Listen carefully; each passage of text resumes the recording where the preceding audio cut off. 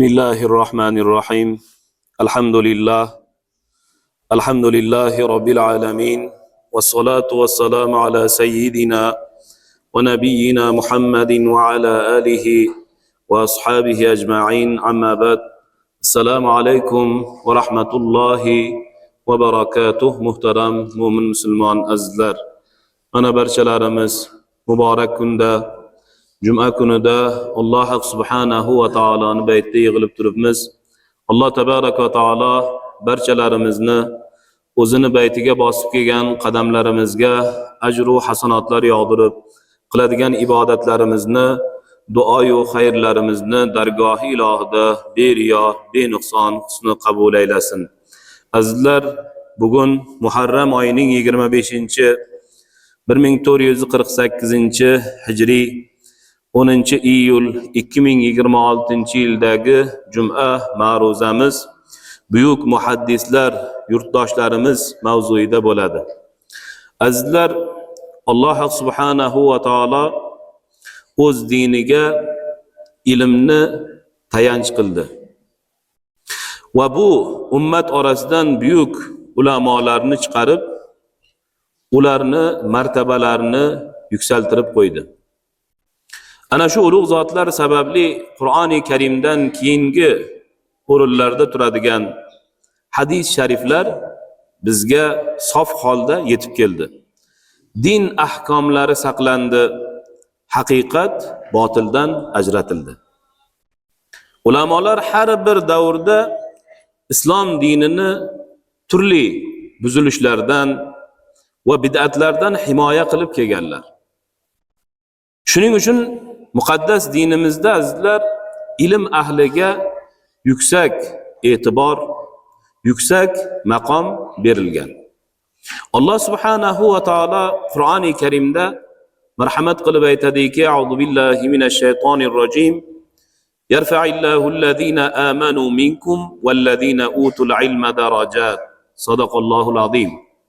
Ya'ni Alloh subhanahu va taolo muborak kalom-i sharifida, Qur'oni Karimda marhamat qilib aytayaptiki, Alloh sizlardan iymon keltirgan va ilm ato etilganlar, ilm berilgan zotlarning darajalarini ko'taradi deb Mujodala surasida 11-oyatda marhamat qilgan.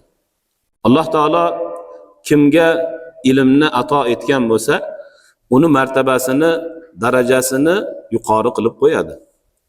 Buni oyat karimasida ham Alloh subhanahu va taolo marhamat qilib turibdi. Payg'ambarimiz Muhammad Mustafa sallallohu alayhi va sallamning muborak so'zlarini, amallarini, axloqlarini kelajak avlodlariga yetkazishlik borasida katta mehnat, sa'y harakat qilgan zotlar kimlar? Ular muhaddislardir. E'tibor qilib qaraydigan bo'lsak, dunyoda inson yaralibdiki, inson yaralgandan to qiyomat kuniga qadar hech bir insonni hayoti Payg'ambar alayhissalomning hayotlarichalik o'rganilmagan. Payg'ambar alayhissalomning odoblari, Payg'ambar alayhissalomning xatti harakatlari, Payg'ambar alayhissalomning aytadigan so'zlari hech biri bitta nuqta bo'lsin e'tibordan chetda qolmagan. Atrofdagi sahobalar Payg'ambar alayhissalomning har bir xatti harakat so'zlarini muhaddislarga aytib turib, muhaddislar ham undan eng ishonchlilarini tanlab olib hadislarni jamladilar, kitob holatlariga keltirdilar. Ana shu holatdan muhaddislarning ichida eng musulmonlarning ichida tan olingan 6 ta katta hadis kitob vujudga keldi. Bularning ichida Sahih-i Buxoriy, Imom Buxoriy bobomizning kitoblari Qur'ondan keyingi o'rinda turadigan musulmon ummatining ichida eng ishonchli manba sifatida olindi. Bu xizmatni azizlar Imom Buxoriy hazratlari va u kishidan keyingi yana 5 muhaddis qancha mashaqqat, qancha xizmat, qancha o'sha o'zlarini ilmga bo'lgan toplayotgan hadislarini qanchalik darajada sahih ekanligiga e'tibor qilganliklari sababidan Alloh taolo ularni mana shunday maqomotga, martabaga ko'tarib qo'ydi. Demakki, mana shu muhaddislarimiz sababli bugungi kunda bizga yetib kelgan ilm, bizga yetib kelgan hadislar to'g'ri, ishonchli, sahih holda yetib keldiki, bu xizmatlarni qilgan muhaddislarimizdan Alloh taolo o'zi rozi bo'lsin. Alloh subhanahu va taolo Qur'oni Karimda shunday marhamat qilib aytadiki, A'udhu billahi minash shaytonir rojim. Va ma atakumur rasulu fakhuzuhu va ma nahakum anhu fantahu. Sadaqallohul azim. Ana bu oyat karimada Alloh subhanahu va taolo marhamat qilib aytayaptiki, payg'ambar sizlarga nimani olib kelsa, uni olinglar, nimadan qaytarsa undan tiyilinglar degan Alloh taolo. Hashr surasining 7-oyati. Hadis muborakni to'plashlikdan murod azizlar, payg'ambar alayhissalom bizga nimani olib keldilar? Dinni olib keldilar. Dindagi ahkomlarni, musulmon kishini sifati, xulqi, odobi, ibodati, hayoti, dunyo va oxiratdagi qanaqangi holatlar bo'ladigan bo'lsa, hammasini payg'ambar alayhissalom bizga bildirdilar, o'rgatdilar, o'rnak, namuna bo'ldilar. Biz ummatmiz. Rasululloh sallallohu alayhi va sallam bizga nimani olib kelgan bo'lsalar, Alloh taolo aytayaptiki, uni olinglar deyapti. Nimadan qaytargan bo'lsalar, undan tiyilinglar deyapti Alloh taolo. Demakki, hadislarni o'rganishlikdan murod payg'ambar alayhissalomni olib kelgan narsalarni olishlik, qaytarganlardan qaytishlik. Musulmon inson nafaqat Qur'onga, balki Rasululloh sallallohu alayhi va sallamning sunnatlariga ergashishi lozim bo'ladi. Chunki payg'ambarimiz sallallohu alayhi va sallam islomga qanday amal qilishni o'rnak bo'lib ko'rsatganlar. Boshqa bir oyat karimada Alloh subhanahu va taolo marhamat qilib aytadiki, A'udhu billahi minash shaytonir rojim. Va ma yuti'ir rasula faqad ata'a Alloha. Sadaqallohul azim. Ana bu oyat karimada Alloh subhanahu va taolo marhamat qilib aytayaptiki, kim payg'ambarga itoat qilsa, bas Allohga itoat qilibdi deydi Alloh taolo. Insoniyat tarixida azizlar, biz hammamiz aytib o'tganimizdek, boya aytib o'tganimizdek, hech bir insonni hayoti payg'ambar alayhissalomning hayotlarichalik o'rganilmagan. Axloqi ham, odobi ham, so'zlari ham, af'ollari ham hech biri payg'ambar alayhissalomning hayotlarichalik o'rganilmagan. Payg'ambar alayhissalomning har bir ishlari bu biz uchun o'rnak, namunadir. Payg'ambar alayhissalomning sunnatlari har birimiz uchun qilinishligi lozim bo'lgan ishlardan hisoblanadi. Va albatta payg'ambar alayhissalomning yonlarida turgan sahobalar buni ko'rib, o'rganib, kelgusidagi ummatlar uchun ana bu narsalarni o'rgatib ketdilar va sahobalardan keyin muhaddislar, olimlar, kitoblar yozib sizu bizgacha ana shu ilmlarni yetib kelishligiga sabab bo'ldilar. Payg'ambarimiz Muhammad Mustafa sallallohu alayhi va sallam hadisni yodlab boshqalarga yetkazgan kishilar haqida shunday deydilarki, bizdan bir so'z eshitib, uni qanday eshitgan bo'lsa, shunday yetkazgan kishini yuzini Alloh yorug' qilsin deganlar. Bu deganlari azizlar, mana shu sahobalarning ichlarida payg'ambar alayhissalomdan kim qanaqangi hadis eshitgan bo'lsa, o'sha eshitgan hadisini boshqaga xuddi o'shandoq yetkazgan va yetkazishligini foydasi, unga ajri, savobi Alloh taolo uni yuzini yorug' qilsin deganlar. Ikki dunyoda yuzi yorug' bo'ladi. Bu sharafga ega bo'lishlik uchun sahobalar ham hadislarni eshitganlarida unga hech bir narsani qo'shmasdan xuddi shu holatga boshqalarga yetkazishlikka harakat qilganlar. Sahobalardan keyin mana olimlar, muhaddislar ham ana shu narsaga amal qilib turib, sizu bizgacha 14 asrdan beri kelayotgan mana shu hadislar azizlar payg'ambar alayhissalomning ana shu bashoratlari sababli to'g'ri, ishonchli holatda yetib kelyaptiki, kimda kim payg'ambarimizni bir hadislarini eshitib turib, qandoq eshitgan bo'lsa payg'ambar alayhissalomdan xuddi shunday holatda boshqaga yetkazadigan bo'lsa, Alloh uni yuzini yorug' qilsin deganlar.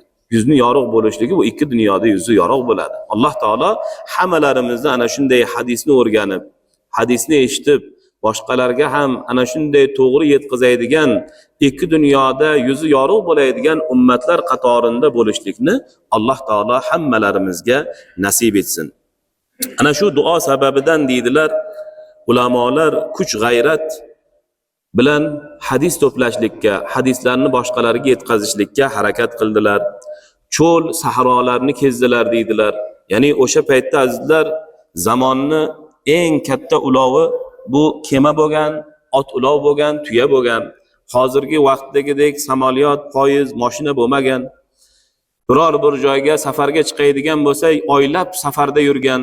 Hattoki mana shu oylab yurib turib bittagina ma'lumotni bilish uchun ham muhaddislar oylab safar qilgan. Bu ana shu qilingan mehnatni ajri sababidan to qiyomatga qadar biz azizlar ana shu muhaddislarimizni to'plagan ilmlari, bilimlari, yozgan kitoblarini o'qiymiz va mana shu sababidan ularga Alloh taolo o'zini rahmatini, barakasini yog'dirib qo'yadi.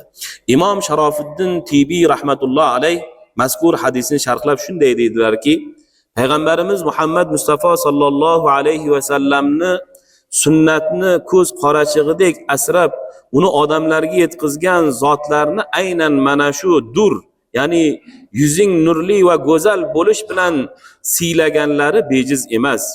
Zero muhaddislar ilmning tarovatini saqlash, sunnatni qayta jonlantirish yo'lida butun borliqlari bilan harakat qildilar. Sarvari koinot ham ularning qilgan mana shu go'zal amallari evaziga yuzlariga ikki dunyoda go'zalligi va nurini tilab duo qildilar deydilar. Demakki mana shu qilingan mehnat sababidan mana payg'ambar alayhissalom ikki dunyoda ularni yuzini yorug' bo'lishligini tilab duo qilganliklarini ulamolarimiz keltiryaptilar. Shuningdek Sufyon ibn Uyayna rahmatulloh alayh mazkur hadisni sharhlab shunday deydilarki, muhaddislardan har bir kishining yuzida ushbu hadisdagi duo sababli nur va tarovat bo'ladi deganlar. Ya'ni azizlar, har bir muhaddis agar shunga amal qilsa, demakki uni yuzida nur bo'ladi, tarovat bo'ladi, mana shu hadisning samarasi bo'ladi deganlar. Har bir zamondagi muhaddislar deydilar, o'z zamondagi sahobalarga o'xshaydilar. Ya'ni qaysi bir zamonda muhaddis bo'lsa, payg'ambar alayhissalomning hadislarini to'playdigan muhaddislar bo'lsa, ana shu kishilar deydilar payg'ambar alayhissalomning sahobalariga o'xshaydilar. Men biror muhaddis olimni ko'rsam, go'yo Rasululloh sallallohu alayhi va sallamning sahobalaridan birini ko'rgandek bo'laman deganlar. Sahobalar azizlar Rasululloh sallallohu alayhi va sallamdan dinni qabul qilib keyingi avlodga yetkazgan bo'lsalar, muhaddislar mana shu omonatni asrab kelgan bu vorislar bo'ladi, merosxo'rlar bo'ladi. Demakki muhaddislar ana shunday bir ulug' maqomotdagi kishilar bo'lar ekan. Shuning uchun azizlar sunnatni o'rganishlik, muhaddislarni hurmat qilishlik kerak bo'lar ekan. Ular payg'ambar alayhissalomning merosxo'rlaridirlar. Muhaddislar to'g'risida ba'zida ijtimoiy tarmoqlarda, boshqa joylarda noxush bir gap so'zlar, boshqa bir har xil xato so'zlar bo'ladiki, ana bu narsalardan ehtiyot bo'lishlik zarur bo'lar ekan. Bizni zaminimizdan azizlar muhaddislarning eng yutuklari, hattoki muhaddislar sultonlari yetishib chiqqan.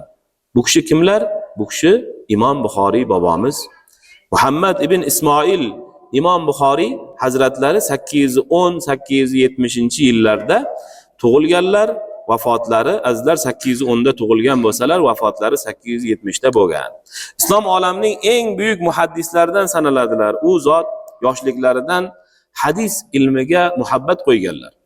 Va hadis ilmini azizlar bitta o'zimizga yaxshi bir ma'lumot bo'lsin. Ko'p joylarda balki bu narsani eshitmaganlar bordir. Imom Buxoriy bobomiz birinchi hadis ilmini ustozlari Keshlik Abdulhamid Humayd Keshi bo'lgan. Ya'ni Kesh diyorida birinchi hadis ilmini o'rganganlar azizlar. O'zimizni mana shu Shahrisabz diyorlari oldin Kesh deyilgan bo'lsa, birinchi hadis ilmidagi ta'limni Imom Buxoriy bobomiz ana shu joydan o'rganganlar.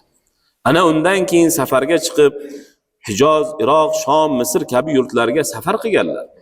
Ana shu joydan hadis to'plab turib, hadis ilmiga bo'lgan ishtiyoqlari ziyoda bo'lib, bir qancha minglab, yuzlab hadislarni to'plaganlar.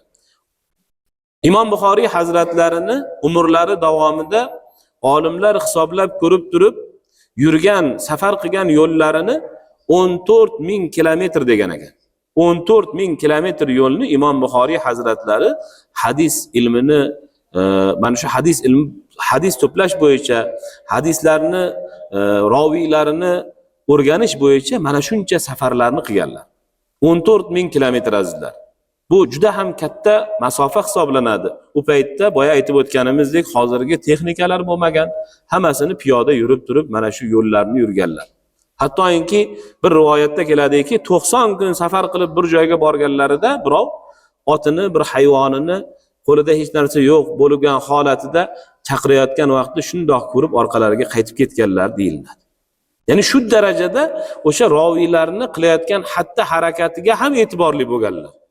Hayvonni aldab turgan odam ertaga hadisga bir yolg'on aralashtirib qo'ysa-chi degan narsa bo'lgan. Imom Buxoriy hazratlari Sahih Buxoriy kitoblarini yozayotgan vaqtlarida deyilinadi, har bir hadisni o'sha kitobga yozayotgan vaqtlarida kechqurun g'usl bilan tahajjud namozini o'qib turib, ana undan keyin Alloh taologa duo qilib yotarkanlar. Payg'ambar alayhissalom agar o'sha tushlariga kirib turib yozing desalar yozganlar. Bo'lmasa yozmaganlar. Bu azizlar Payg'ambar alayhissalomni tushda ko'rishlik musulmon kishi uchun eng katta baxt hisoblanadi. Endi u holatda azizlar Payg'ambar alayhissalomdan shu hadisni yozing degan buyruqni olib turib yozishlikka erishadigan insonning maqomotini bizda aqlimiz ko'tara olmaydi azizlar. Ana unday darajaga yetishlik uchun mana shunday zot azizlar bizni diyorimizdan, mana shu Mavron Nahr diyoridan Buxoroda tug'ilib bir qancha arab mamlakatlariga borib turib hadislarni o'rganib turib yana qaytib keladilar. Shuning uchun ham azizlar Imom Buxoriy bobomizga Amirul Mu'minin fil hadis, hadis ilmida mu'minlar amiri degan maqomot berilgan. Muhaddislar sultoni degan maqomot berilgan. Hozirgacha azizlar o'sha diyordagi insonlarni, mana shu bizni diyordagi hamma insonlarni Imom Buxoriyni avlodlari deb tanishadi. Qancha kishilar hajga borishadi, umraga borishadi. Qayerdansan desa, Imom Buxoriy desangiz, qancha o'shalar sizga nisbatan hurmati, boshqa xatti harakati o'zgarib turib, yaxshilikka qarab o'zgaradi. Hattoki azizlar shu insonlarni hozirda o'tib ketganlariga 1000 yillar bo'lgan bo'lsa-da, o'tib ketgan bo'lsalarda, o'sha joyda dafn qilingan joylarda bir qancha odamlarga foydasi tegyapti. Mana o'ylab ko'ring, hozir Imom Buxoriy hazratlarini yotgan muqaddas joylarini yurtboshimizda tashabbuslari bilan qancha katta o'zgarish bo'ldi. Aqlingiz shoshadi qilingan ishni ko'rib turib. O'sha joydagi tadbirkorlar aytayaptiki, bu kishini shu joyda borliklari bizga foyda bo'ldi. Nimaga? Agar bu kishi shu bizni hozir zaminimizda bo'lmasalar, bu joyga hech kim kelmaydi.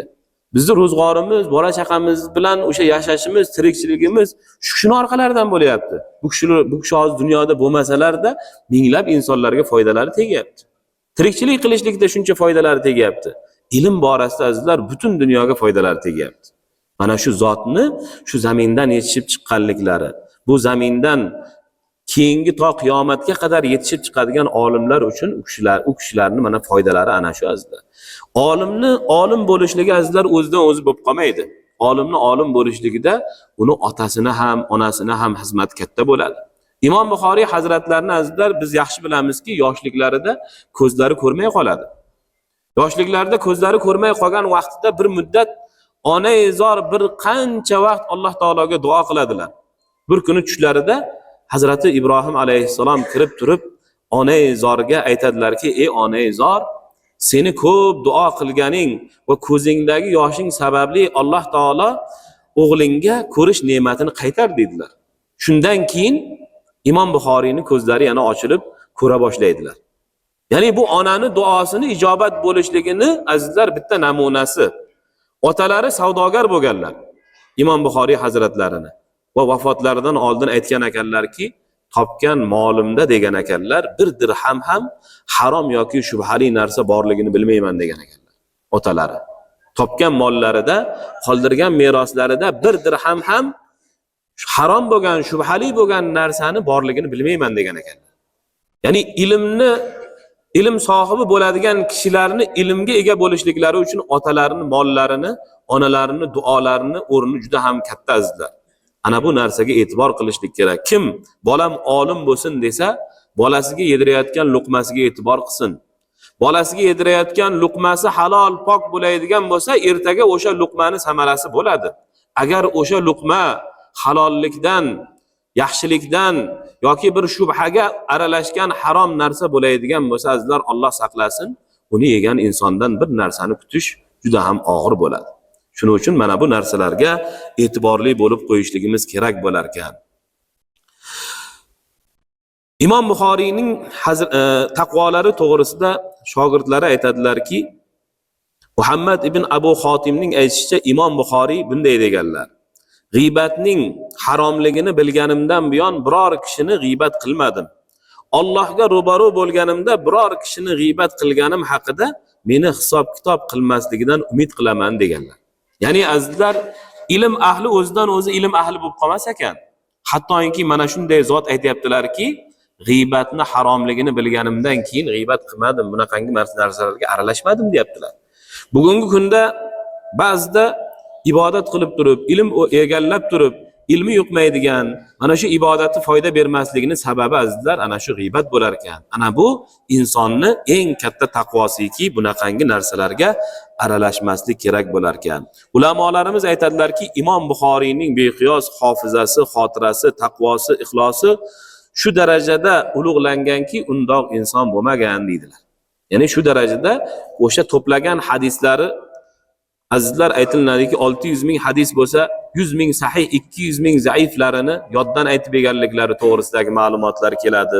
Yoki boshqa o'sha hadis bilan Imom Buxoriy hazratlarini sinamoqchi bo'lganlarida 10 tadan hadisni buzib, 10 kishi 100 ta hadisni buzib aytganda, o'sha 100 ta hadisning roviylari bilan, matnlari bilan to'g'rilab aytib berib, o'sha joyda butun yig'ilingan hamma muhaddislarni hayratda qoldirganliklari, u kishini o'sha hofizalariga tan berganliklari to'g'risidagi o'sha rivoyatlar keladiki, bu ham azizlar mana shu zotni ilmga bo'lgan muhabbatlari sababidan, payg'ambar alayhissalomni sunnatlariga bo'lgan muhabbatlari sababidan Alloh taolo ikki dunyoda yuzlarini yorug' qilib qo'ygan.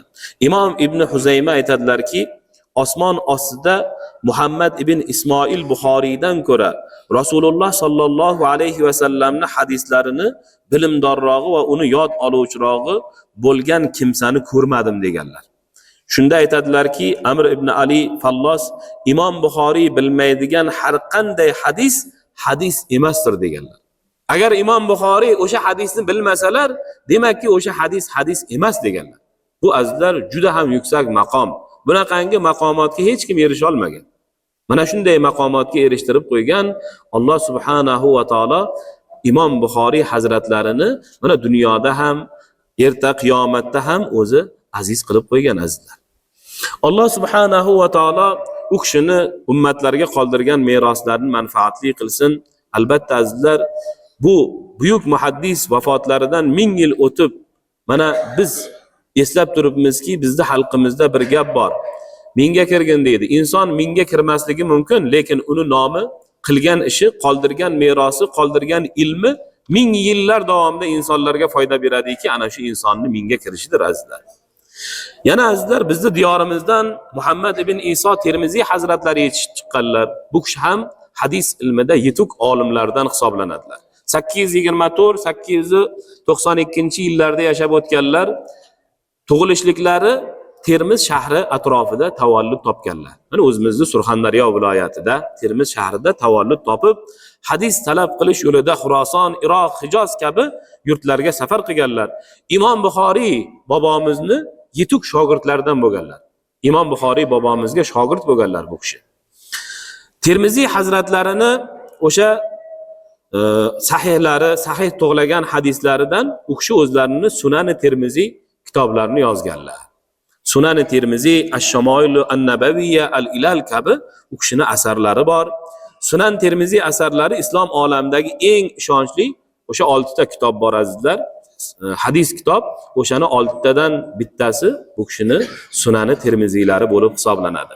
Abu Ali Mansur ibn Abdullah Xolidiy mazkur kitobni sifatlab, ya'ni Sunan Termiziy haqida aytadilarki, kimning uyida mana shu kitob bo'lsa deydilar, Sunan Termiziy kitobi, go'yoki uyida payg'ambar alayhissalom gapirayotgandek bo'ladilar deganlar.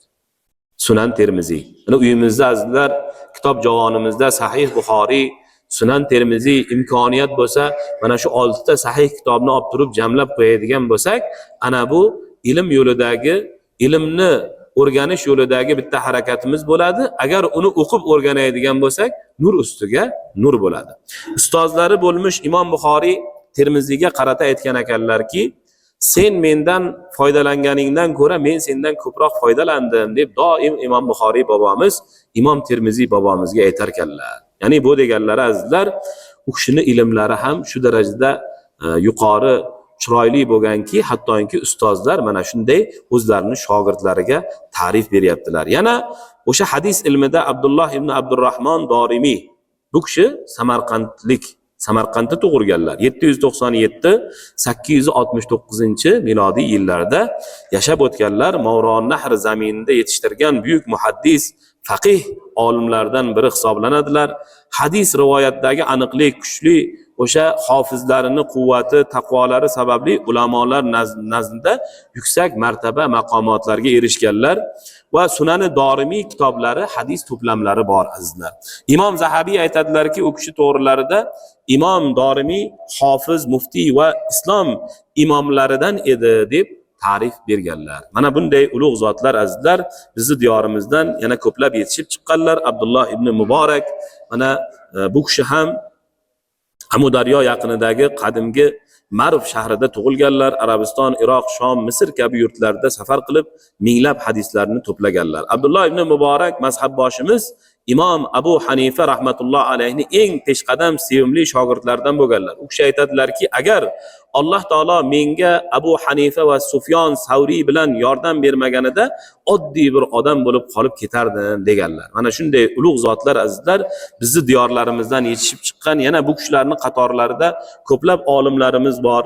Muhammad ibn Nasr Marvaziy borlar, Qaffol Shoshiy, Hakim Termiziy, Abu Lays Samarqandiy, Alovuddin Samarqandiy, Imom Moturidiy, bir qancha yetuk olimlarimiz borlarki, Alloh taolo ana shu kishilardan o'zi rozi bo'lsin, qoldirgan ilmlarini manfaatli qilsin, xalqimiz uchun mana shunday gavhar bo'lgan, to'tiyo bo'lgan ilmlarni qoldirganlarki, bu butun ummatga Alloh taolo to qiyomatga qadar manfaatli ilmlardan qilsin. Azizlar, mana yurtimizda bir qancha katta ishlar ilm yo'lida amalga oshirilyapti. Yurtboshimiz tomonidan Islom sivilizatsiya markazi qurilindi. Bu joyda kirgan inson, ba'zi oralarimizdan kirganlar bordir. Yurtboshimizni bir so'zlari bor ediki, bu joyni nimaga bunyod etdik? Bu joyga kirgan inson bizni tariximizni, bizni o'tgan ota bobolarimizni, u kishilarni qoldirgan, qilgan ishlarini ko'rib turib, mana shu buyuk millatga ta'zim qilsin deb butun dunyoga o'rnak sifatida buni qurdik, bunyod qildik dedilar. Mana azizlar, o'zimizni yurtimizda hozirgi kunda tinchlik, bag'rikenglik va ilm ma'rifat yo'li mavzuida juda katta forum bo'lyapti.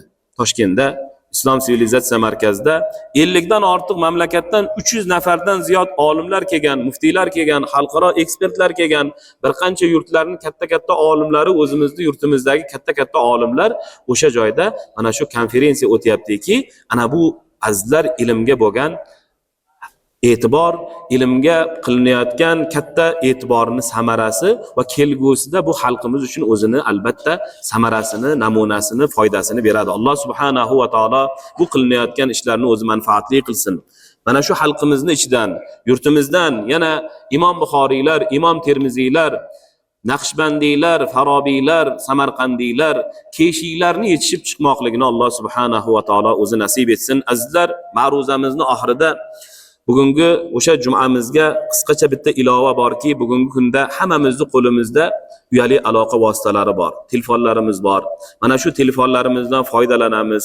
Bu telefon og'rimizni yengil qiladi, uzog'imizni yaqin qiladi, ko'p narsani ko'ramiz, foydalanamiz, lekin azizlar, har bir narsani foydasi bo'lganligi kabi uni zarari ham bo'ladi. Bugungi kunda kiber jinoyat degan narsa ko'paydi. Ya'ni kiber jinoyat mana shu axborot vositalariga qilinadigan hujumlar, ular orqali qilinadigan salbiy ishlarni kiber jinoyat deydi. Mana shu narsa ko'payib bordiki, bu internet, kompyuter, mobil telefon, ijtimoiy tarmoqlar va boshqa raqamli texnologiyalar orqali sodir etiladigan jinoyatdir. Muhtaram birodarlar, hozirgi zamonda hammamiz internetdan foydalanamiz. Telefondan foydalanamiz, ijtimoiy tarmoqlardan foydalanamiz. Hammamizda azizlar kartalarimiz bor qo'limizda. Kimdir pensiya oladi, kimdir oylik oladi, boshqa narsalardan foydalanadi. Mana shu narsalardan foydalanishlikda azizlar hozirgi paytda pul topadigan noinsof, nobakor, firibgarlar shu yo'llardan foydalanyaptiki, siz telefoningizga telefon qiladi. Biz bankdanmiz va falon joydanmiz. Telefoningizga SMS boradi. Shuni bizga ayting. Siz bizga telefon kelib qopti, biz endi bir shu narsani aytmasak bo'lmaydi deysiz, surishtirmaysiz, hamma ma'lumotlaringizni aytib qo'yasiz. Bir vaqt o'tib, nechtadir soniyadan keyin qarasangiz, plastik kartangizda pulingiz yo'qolib qolgan yoki bo'lmasam telefoningizga ijtimoiy o'sha tarmoqlardan foydalanadigan bo'lsangiz, APK siz sudga chaqirilyapsiz, yo mana bu jinoyatni qilibsiz, yo mana bu videoni ko'ring, mana bu narsaga aloqangiz bor ekan deysiz. Shunday ustiga bosganingizdan keyin u telefoningizga ulanib oladi, ichidagi hamma ma'lumotlarni ko'ra oladi, sizning nomingizdan boshqalarga SMS yoza oladi. Yaqindagina bir kishiga SMS boryaptiki, uni do'sti, yaqin do'sti, ya'ni yaqinlarini ko'rib turib ular ham biladi. Yaqinlariga SMS boryaptiki, menga 5 million so'm pul berib tursang, zarurat bo'lib qoldi, betob bo'lib qoldim. Karta raqam tashlayapti. Karta raqam O'zbekistonniki emas, umuman boshqa bir davlatniki. U shu joyda e'tibor beryaptiki, karta raqamni ko'rib turib og'aynisiga telefon qilyapti. Og'ayni, sen qayerdasan? Ha, uydaman. Menga hozir yozding, telefoningdan SMS keldi. Menga 5 million so'm so'rab turibsan, betob bo'libsan, kasal bo'libsan. Yo'q, men uni yozganim yo'q. Keyin surishtirsa, u mana shunaqangi narsa. Shuning uchun azizlar, mana bu narsalardan ehtiyot bo'ling. Mana internetda ayniqsa ijtimoiy tarmoqlarda shaxsiy o'zingizni rasmlaringizni qo'ymang. Bu narsa azizlar o'zi aslida shariatga ham to'g'ri kelmaydigan narsa. Hozirgi paytda bu qiziqish deydimi yoki bo'lmasam zamonning bir narsasi deydimi azizlar, uyingizda o'tirgan joyingiz bu mahram. Siz birovga ko'rsatishingiz kerak bo'lmagan joy. Hozir yotadigan joyini ham, ovqatlanadigan joyini ham, uyini, ishini ham hamma narsani internetga qo'yapti. Ana undan keyin boshqa balolar, har xil yomonliklar yog'iladi. Duo qiladiki, bu narsalarning sababi nima? Shuning uchun azizlar bu narsalardan ehtiyot bo'laylik. Agarda shubhali biror bir narsa bo'ladigan bo'lsa, mana 102 raqamiga murojaat qilishlik kerak yoki bo'lmasam telefoningizga qanaqangidir bir mana shunaqangi kibr jinoyatlarni sodir qiladigan kishilarni bir qiladigan ishini xabarini topib qolsangiz, shunga yarasha uni ehtiyotini, chorasini qilib qo'yishlik kerak bo'ladi. Alloh subhanahu va taolo hammalarimizni o'zini to'g'ri yo'lidan adashtirmasin. Alloh subhanahu va taolo o'zi yurtimizni tinch, osmonimizni musaffo qilsin azizlar. Jamoatimizdan duo so'ragan bir qancha birodarlarimiz bor ekanlar. Shu kishilarni ham duo qilib qo'yamiz. Bismillahirrohmanirrohim. Alhamdulillahi robbil alamin. اللهم لك الحمد كما ينبغي لجلال وجهك ولعظيم سلطانك. Allohim, o'zing mehribon zotsan, karamli zotsan. Fazl ilohing bilan yurtimizga tinchlik, osoyishtalik, fayz, baraka ato qilgin. Elimizni, xalqimizni turli balo ofatlardan o'zing o'z panohingda asragin. Elimizga, xalqimizga insof, tavfiq, rushd va hidoyat bergin. Allohim, bu jannat makon yurtimizni obodligi, farovonligi yo'lda xizmat qilayotgan muhtaram yurtboshimizni tan jonlarini salomat qilgin. Olib borayotgan ishlarni o'zing barakotli qilgin. Dehqonlarimizni dehqonchiliklariga, chorvadorlarni chorvalariga, tadbirkorlarni Allohim ishlariga, savdogarlarni kasb va hunar qiluvchilarni kasb va hunariga o'zing baraka bergin. Safarda yurganlarimizni ko'pni qatorida asragin, ishlariga omad bergin. Bemorlari bo'lsa dardlariga davo bergin. Farzand talablariga farzand bergin. Baxt ochilmay turganlarni baxtini bergin. Allohim, bu jamoatimizni, xonadon ahllarini, nasl zurriyotlarini, butun elimizni, xalqimizni, yetishib chiqayotgan yoshlarimizni iymonda, islomda, ibodatda, ixlosda sobit qadam qilgin. Allohim, o'zing ilmga bo'lgan muhabbatlarimizni ziyoda qilgin. O'zingga bo'lgan, kalomingga bo'lgan, diningga bo'lgan, Rasululloh sallallohu alayhi va sallamga bo'lgan muhabbatlarimizni ziyoda qilgin. Payg'ambar alayhissalomning sunnatlariga ergashib, u kishining sunnatlarini o'rganib, boshqalarga ham chiroyli o'rgatib, ikki dunyoda yuzi yorug' bo'ladigan ummatlardan bo'lishlikni nasib aylagin. Allohim, kelgusida yana nasl zurriyotlarimizdan Imom Buxoriylar, Imom Termiziylar, katta yetuk qorilar, olimlar, ulamolar, faqihlar, mufassirlar yetishib chiqmoqligini Allohim o'zing nasib aylagin. Bu jamoatimizni, butun elimizni, xalqimizni Allohim ikki dunyo baxt va saodatdan nasibador etgin. Va sallallohu taala ala xayri xalqihi Muhammad va ala alihi va ashabihi ajma'in برحمتك يا أرحم الراحمين. السلام عليكم ورحمة الله وبركاته.